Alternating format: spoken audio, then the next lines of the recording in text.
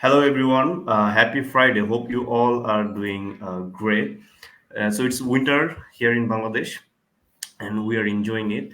And I'm today I'm with you, Mahabub, as a host of this session, Meet the Global Leader. So this webinar is basically organized by School of Entrepreneurship Development that actually works to supply information and resources among students, entrepreneurs. We share, like professional lessons, unique stories, and journey of an individual professional that actually helps students, especially who are our main audience, to connect and get some insights about professional life and like how to use and implement different skills in like in professional sector. So today we have Ms. Virginie as our guest. She's a fashion leader turned personal development and style image entrepreneur.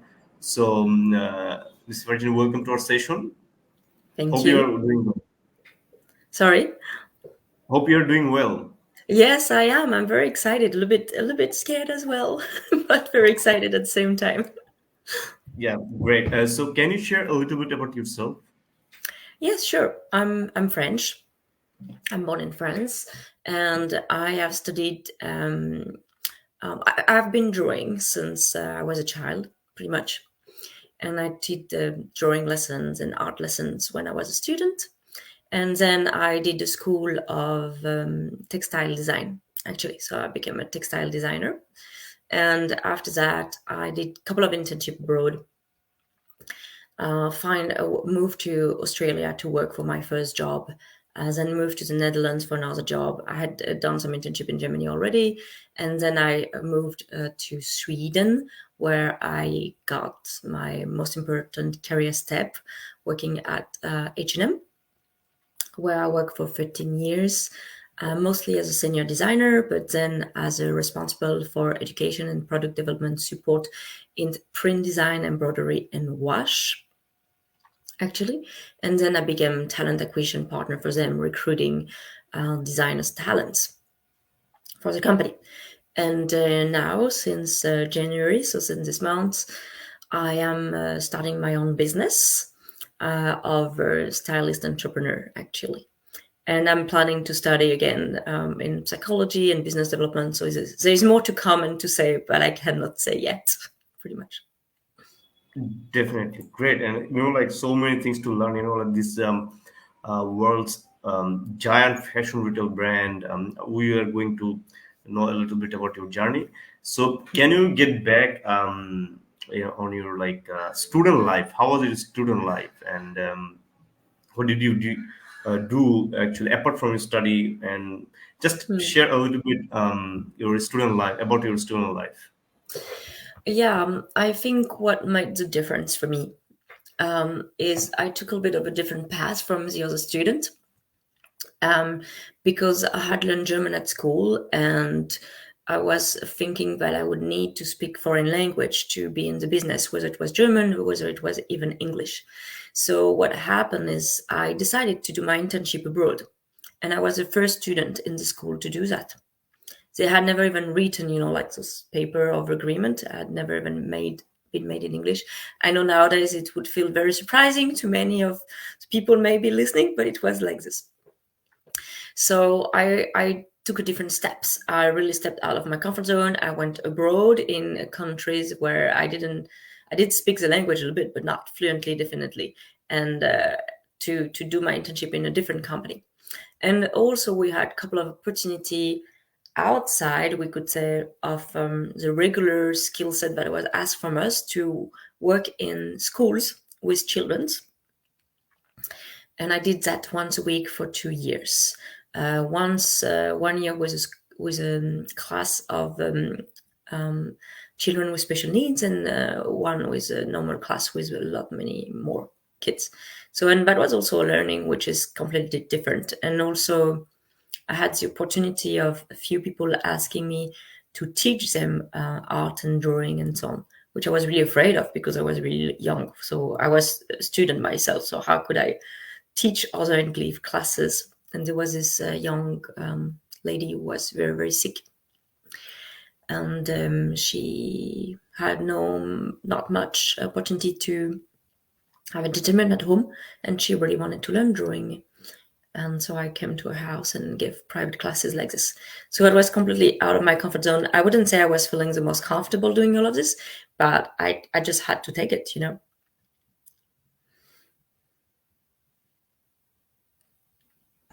Great. And after graduation, you did internships, right? No, it was during. It was Oh, during after graduation. I decided that my German was really good now because I did a couple of internships in Germany, but I was like, my English is really not great. So I need to live in a country where we speak English. So I took those books where you have fairs, you know, about textile and fashion. And I took all the exhibitants in England and in Australia and Canada, and I wrote a spontaneous application to all of them back then by email. Or just a letter like, hey, my name is Virginie, I'm a student, I just graduated, I'm looking for a job. And I got a lot of no, of course, but I got a yes in Australia on the other side of the world. So, and you have to imagine, even, I mean, we used Skype back then. So we didn't even have a Skype call, but yeah. we had some emails exchange and we agreed that I would come in 3 months. So I flew there with 20 kilo suitcase for 1 year. Great. Like, how did that mindset come up in your mind? I mean, um, you have to go abroad, or like you want to explore international market. Like in most cases, this is very interesting. In most cases, like students, they always look for opportunities inside their country. But like maybe there are around the world, there are opportunities for them if they explore, and like expertise and some skills are unique around the world. So this is a very wonderful thing, that to have like a global mindset, that not only in my local market, I would like to explore international market. So how did you it come to your mind that you want to explore international market, You know, and it's why very, it excites you? I think it's very personal in my case. First, I'm probably someone who is in need of diversity. So I guess in my city, my country, I knew it already a lot and I was not getting met with the diversity that I was in need of. And the second thing is, I had a friend, she was traveling a lot and doing a lot of internship abroad. And one person in my family just spoke me a little bit that I was not like this. And I got so upset. So I decided to go abroad. But I would say this was a game changer because I had, as you said, the mindset, you have to learn so much. And I think what I want to explain here, because I did that for through all of my career when I went to the Netherlands, when I went to Sweden, and so on. So there's two very important things happening here. The first one is stepping out of your comfort zone and growing from that, because you're going to be confronted to many situations where you're uncomfortable and you're going to have to learn and grow, and you're going to develop more than people who don't do this. The second thing is looking for great expertise. I mean, of course, you can learn from locally, and maybe the best expertise is local in some cases, and sometimes it is somewhere else. And of course, you are gonna have to feel your self-worth in, okay, I'm gonna write to H&M. They probably don't care about me and don't know who I am, but I'm gonna dare to do that. And yeah, I got a lot of no's, you know, but you have to go for the best. And it's something which took also time for me to understand. And when I was 18, my aunt asked me, for which company would you dream to work in fashion and textile? I said, oh, I would love to work for H&M and Zara, but I can always dream. Like it was something unattainable. A few years later, I was on a website for jobs, and there was an ad for H&M. They were not looking for designers; they were looking for pattern makers. But there was a name and there was an address. So I burned the CV, I did a cover letter, and I sent it for a job which was not even the one they were looking for. And it worked. It worked. They asked me for an interview, and I mean, the rest of the story was 13 years of career with them with a lot of development. But you have to dare, you have to try, and you have to go for the one who feels unattainable. You might get a no, and maybe you should continue after that no to apply, or you have to ask them for feedback. And not everybody's going to give feedback, but I would say it's also getting out of your comfort zone. It's still the same, but dare to go where the expertise is best. And if you can't enter a company, seek for a mentor, seek for someone who can teach you that, or seek for a class or a course as well. But pick the best one, pick the most interesting one. They're not interviewing you, you are interviewing them. When I did my styling course to complete my education, I literally gave them an interview of, okay, what was the success rate? Can I speak to previous students? How do they work? How do they act about XYZ? What's their vision as a school about XYZ? So I wanted the best, and you need to be able to recognize experts in your field as well. And I say that now about fashion.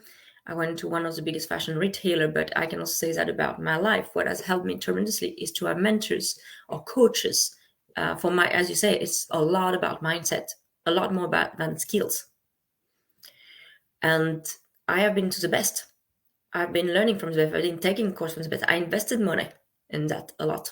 And when I was younger, maybe it was harder to invest in money I didn't have. But there's always someone in your surrounding who know more than you do.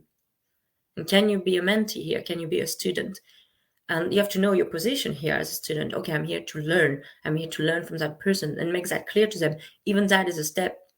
If you see someone you admire, or even if it's online, in what you do, contact them. Ask them, do you take mentee? Can I speak to you once a month? And I know it's scary, and it took me years to figure out that. Sometimes I did it, sometimes I didn't. I was not knowing why. But mindset is key. It's absolutely key. Excellent. And like this is a very unique approach. I mean, we had a guest 3 years back, when she was like 13. She is Norwegian. So she used to email, sorry, she wrote a letter once to Nobel Foundation regarding their Peace Center to do an internship. And at the age of 14 or 15, she did an internship there, because she Exactly. wrote out to them. So this is another approach, because it shows, like interest, it shows passion that this person really wants to know about this organization and stuff like that. But the thing is, why I mentioned internship is, like here in Bangladesh, like there's a common thing phenomenon is, internship you have to do it after your graduation, or after the last semester. It's you have to do the internship. But like there are some students who are doing things like part-time work, internship, even they're in maybe their school, even if they're in college, it doesn't matter, maybe in their first semester or third or fourth semester before graduation they are doing it. So this is, is not the standard that I have to do it after the last semester of my, like graduation or bachelor. So this is very important, like that you did your internship during your study. So like this actually helps students that to find out, identify the skills gap, and like knowledge gap as well, so they can develop before graduation. So now we are going to dive into your professional experiences. I mean, can you share, like you work in Germany, you mentioned Netherlands, Sweden. So can you share a little bit about your journey, from the beginning of your, like how did you start your professional career, and through your career, your transitions and skills you have been using in your professional life, and some lessons as well through Mm, your journey. Although it's a long one, but let's mm. take it from you. It's very similar to what I already shared pretty much in the term of mindset. So what happened is I went to this company called Mex. It was used to be a successful fashion company. And I worked there for 1 year in a country that I didn't know, in the Netherlands, in Amsterdam. And it was really, really great, and learned a lot. It wasn't my first job. The first one was in Australia, and then I want to talk more about the career at H&M because I stayed long and it's a bit easier to explain. But pretty much it was the same. I changed team and I changed role every two and a half year. So I had a lot of, as I said, I have a need for diversity. So I even if I would do the same job, I would do it in a different team. So I would have a different client focus. For example, I would work for kids customer, and then I worked for ladies customer, and then I worked for nightwear customer. And I always seek for the next step. Of course, not right away when I arrive, because first, right away when I arrive, I had something to learn, an expertise to learn. But once I have gone through that expertise and knew it perfectly and was having a certain level of mastery, we could say, in it, then I would seek for the next step. And I was one of the rare designers looking for other opportunities in the company, which were maybe less about less about design, sorry. And it's how I became responsible for product development and support in print design, actually. And I had to really do completely different job there and learn things that I had no idea about. So same thing, I had to expand my competences. And same for becoming talent acquisition partner. And I was constantly looking on the intranet of my job, of my company, maybe not every day, but every week.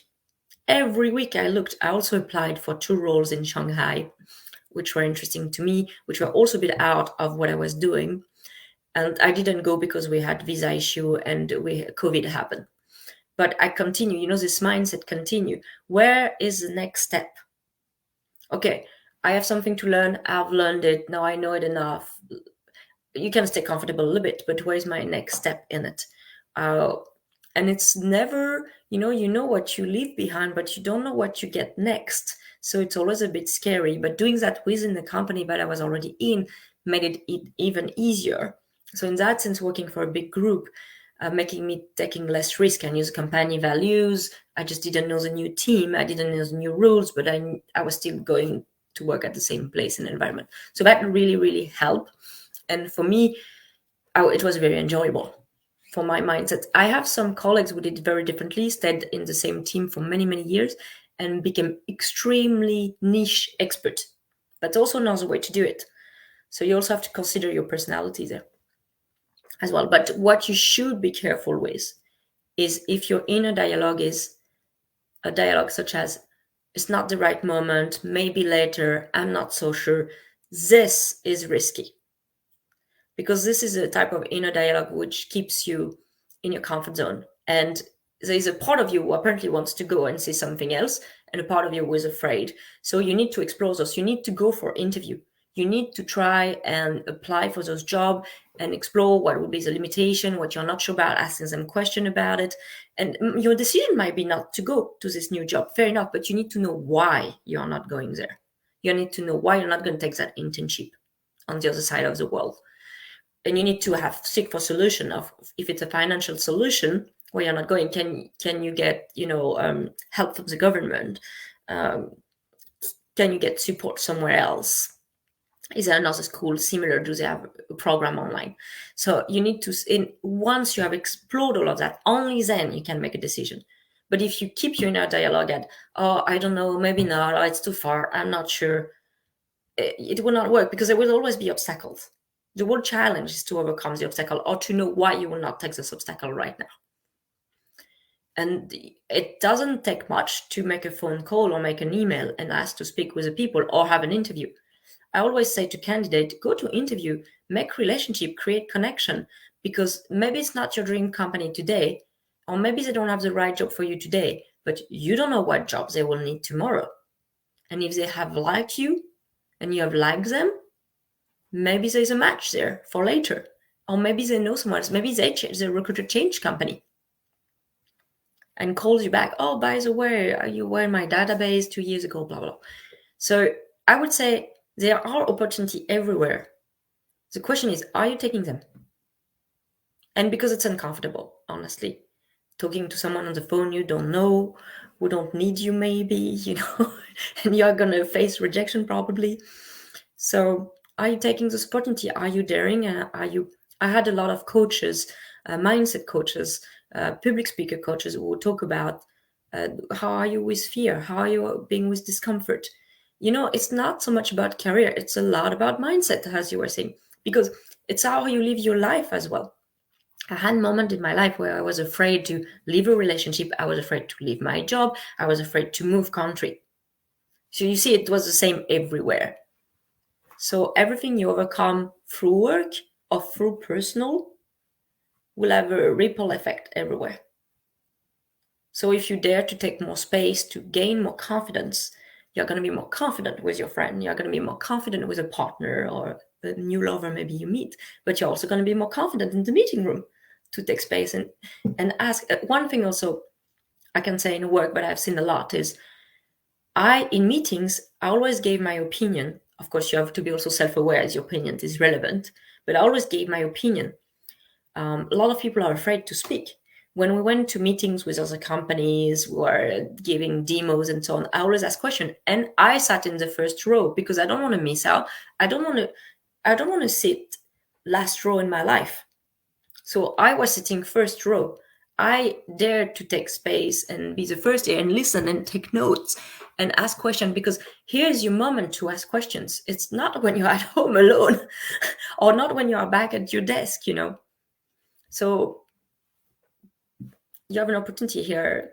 You have to make yourself first, and you have to dare. And the more you will do it, the less uncomfortable it will be. But it's a mindset issue, and at the beginning, it's scary. Wonderful, and this is very true. I mean,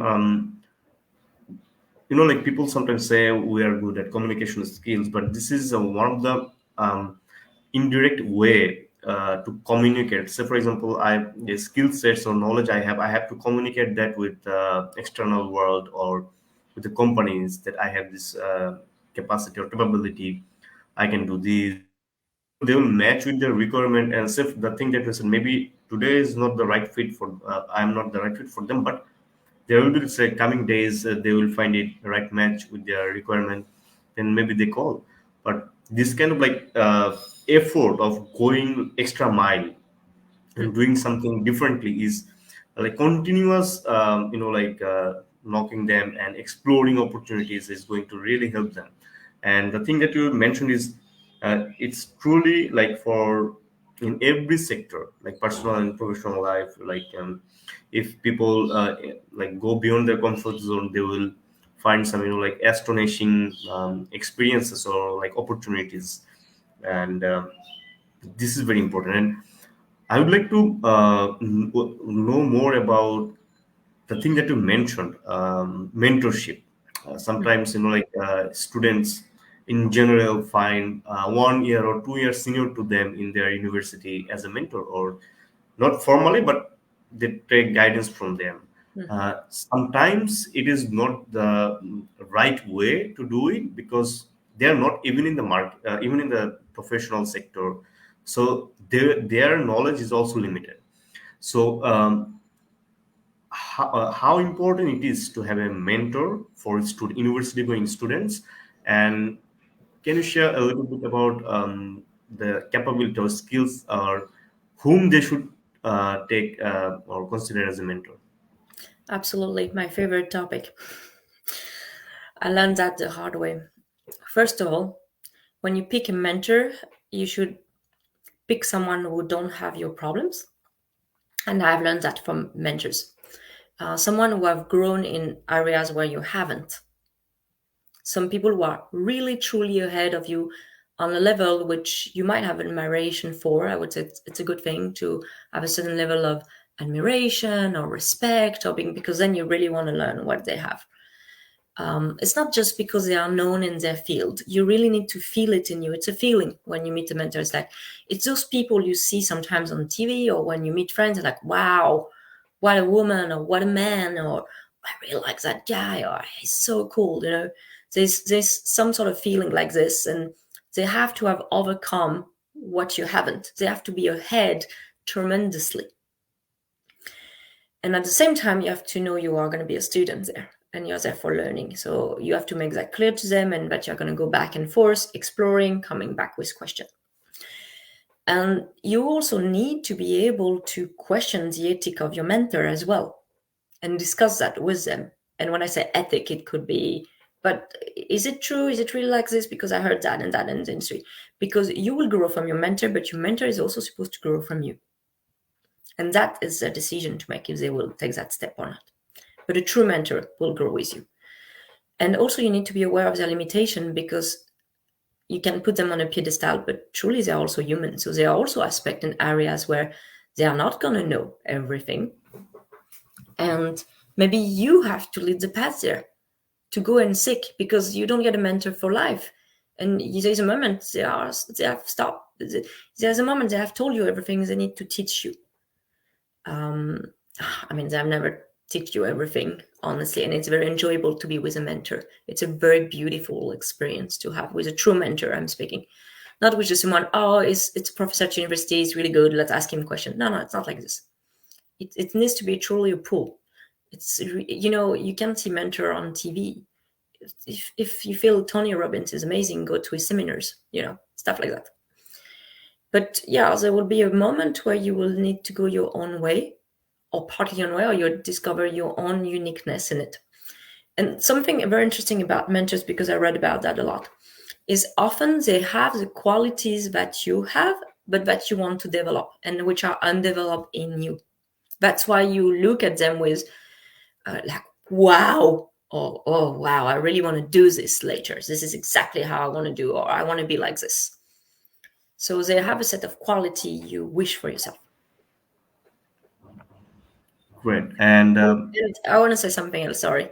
sure. And if you cannot give feedback to a mentor, don't take them as a mentor. It needs to be a feedback loop existing between the two of you. And you need to be able to question their ethic or their mindset. Yeah, great. Very important point. You also work as a like talent acquisition partner design. So when you hired, what were the expertise you were looking for? Like, how did you actually find the best fit for the job? So if you share a few of the things, and sometimes there are like requirements. Let's say job requirement in the like in the vacancy when they actually like go for advertise there is a job vacancy. So sometimes like like students or maybe professionals, they skip most of the like the requirements that if they're the right fit or not. So how did actually that process of hiring work, and if you share a few of them, and for the students before applying, what are the things they should consider?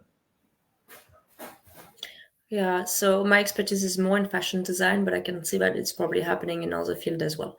So the first thing is you browse through CV, and what we want to see is that you have a relevant experience. You don't have to have the entire experience, but a relevant experience. And the way we read through CV is very quick, honestly. We don't spend 3 hours reading a CV. We spend maybe a few minutes, and we circle the important words of what we see is key and important and interesting in your CV. So dare to put your success, dare to put what is interesting in it. And what we do after is, like, when you meet people, it's about creating connection as well. So how able are they to create connection? How able are they to express their ideas? How are they able to be themselves as well? Because I'm not looking, when you recruit, you're also not looking for a robot answering the perfect questions, the perfect answer, sorry. So they also need to be human and be themselves, and honest. And also, you need to know your quality, and you need to know what you need to learn and develop. But I would say what I always looked for in portfolios, for example, was also not just the success, the finished work they had done, but how they were able to think. How was they able to think and develop their ideas and show them? In their case, it was through drawing and paper, so I could see it. But it's the same if you would be project manager, isn't it? It's like, how are they capable to do the development of an idea, to take from the idea, to find solution, to find some option of colors and designs, and then to test it and try it and retranscript it. So I look for the process, because they need to have that mindset, because truly basic skills can be taught. We can teach that as a company, but again, can you have a mindset? Can you do a process? Because there are going to be challenges and obstacles and things to change and things to rethink. So can you already do that in your student product? Can you do that in your internship that you have done and so on. So that's what I was mainly looking for. And the human skills as well. I mean, it's essential to be good at communication, conflict, empathy. I mean, this is pretty much being a good human. We want to recruit, I mean, for me and in the company, when I worked there, we wanted to recruit good humans, people who are going to be great and do great and want to do great and have a good mindset and have a certain level of skills. If you go to a good school, it will help. But it's the same as we expressed earlier. Then interview the school, find a way to get there, or find another school which does something similar and so on. And ask for feedback. When, for me it was portfolio, but if you don't have a hands-on portfolio, I review people portfolio very often. I have a lot of people contacting me for that. I mean, a lot. I have some people asking, and I'm always happy to explain what I see, what they should develop more. And do the same for interview. Train with people, or train interview with friends, just this, or ask feedback for people in the industry that work there, even if they are not recruiters. Wonderful. So, like the Friends TV show. Yeah, So, there, like they used to, like do that role play yeah, interviewer, the candidate. So, actually, this really helps. I mean, when they're ready and with the answer, so they prepare very well. They're very fluent and spontaneous during the interview session. So, it really helps. Wonderful. absolutely. And you made a point here. The role play, we use that in coaching quite a lot. When you role play, first you can write it down and you speak it out loud, you role play alone. And then you try to role play with friends, because as you said, it's going to be more fluid, you're going to be more comfortable, it's going to be easier. Like before you called me, I read my notes a little bit, what I had written, what I wanted to speak about, what felt important to me. I have spoke about this before, it's not the first time, but still. And I hope I'm doing a good job. I don't know, but what I mean is do it, because the thing is, when you will role play, you will feel it a little bit. You will sense the sensation in your body of the fear of being uncomfortable, of being a little bit embarrassed. So you're going to feel them a little bit already. So you're going to overcome them a little bit. So because you have felt them once and overcome them once, when you're in front of that person, it's going to be slightly less discomfort. You can Definitely. dig into psychology about this. It's very interesting. Definitely. And now we are exploring the world of entrepreneurship. So, from professional sector, like transitioning to entrepreneurial sector. So, where like where's the gap you have found so far, and the difference, not the gap, the difference, being an entrepreneur rather than a professional, and what are the skills that you're experiencing should have and knowledge to be an entrepreneur from your side. Yeah, so just let's frame that again, that I started my company in January, so this month, but I've really started the entrepreneurship path, I would say, a year ago. But I'm starting my company now. I just have been first training for clients and tackling issues. You're very alone when you're an entrepreneur. When you work in a company, a lot of your needs are being met. It's very much more comfortable. You do the same work, but with a lot more safety. So it's a lot more scary to be in entrepreneurship. And to be honest, I don't have a lot of answers yet. So interview me in 2 years, maybe. But I have understood a few things that I had understood from personal development in my private life. I have taken a mentor in sales and business and marketing, because those are knowledge I do not have. I do have them for a big company, like working at H&M and working with a product. But how do you do that when it's your own product? On a smaller scale, how does it work when you have to meet client one-to-one? They're not coming to the H&M store. So how does that work? So you need to understand what are your own limitations. And I like this example where, for example, people are selling massage. Let's take a very easy example. You sell massage, you are very good at massage. First, become an expert in your field. For me, in fashion, I've read all books about fashion psychology. I go to seminar about personal styling, so I make myself an expert in it. Even my time watching Netflix, I watch, where they change people's look, how they do it and what they do. So you see, even my private content is turned into a learning content. And the thing is, of course, I could. So that's one fix. And I want to take again the example of massage. Sorry, like you're very good at massage, you have become an expert at it, and you take a room, you have a bench, and you wait for client, and nobody comes. Why? Because there is a new learning for it. Every time you are failing, there is a new learning from it. So you need to be like, okay, I need to learn sales and marketing. Maybe here, how do I market myself? How to speak about myself? And it's so damn hard. And here again, you're gonna have a lot of private lesson to take here from not specifically someone, but private lesson with yourself. What do I need to grow in? I am afraid to speak. I'm afraid to be seen on camera, to be invited to a podcast like we do today. So you are going to have to step out of comfort zone here as well and learn new skills. And you have to see, of course, you might have to pay your rent, you might have to pay for your life so you can eat.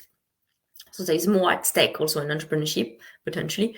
But the goal is not to succeed. You need to be very clear with that. The goal is not success and money, which is, I think, a big mistake people do. It's not fame, success, and money. No, that is the potential result from you growing and expanding and doing things you are not used to do. The first time I had to ask for a client for a high price, I was really scared. I thought, I'm going to be rejected. This person is going to say no. And they said yes. And the success comes from you growing. Eventually, one day, it will follow. And there's a lot in entrepreneurship. There's also a lot about self-worth to discuss, how you see yourself and so on. So I don't have all the answers. So I know some from knowledge, but there are some that I haven't experienced. So I don't want to speak too much about it.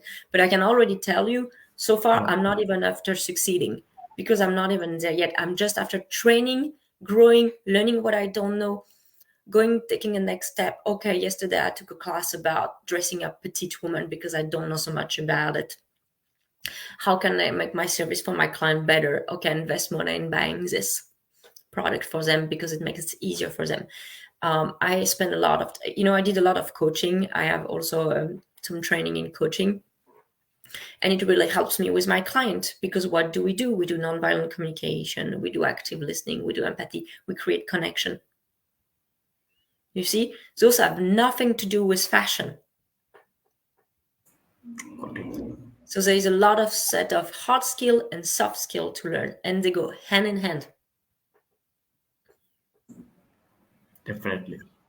So when it comes to we comes to almost end of the session. So if you share few advice or suggestion for who are in the university studying, how should they prepare themselves for future ready? Maybe Yeah. professional ready.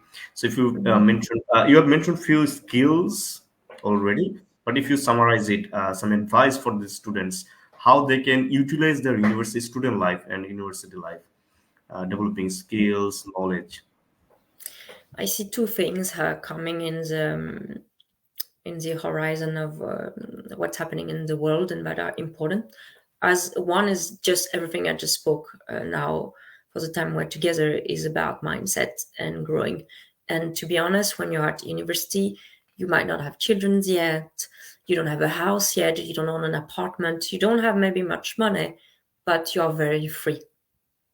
So you are very free to take risks, to try things. Maybe you still live with your parents, so take the opportunities you can there, because there's a lot of safe risk to take and opportunities and going against fear. So I would say, again, the mindset is really big here, because the more you are used to be in a learning process with something you're uncomfortable with, the more you will strive in an environment where things are going to get more and more complex and more difficult in the coming years, potentially.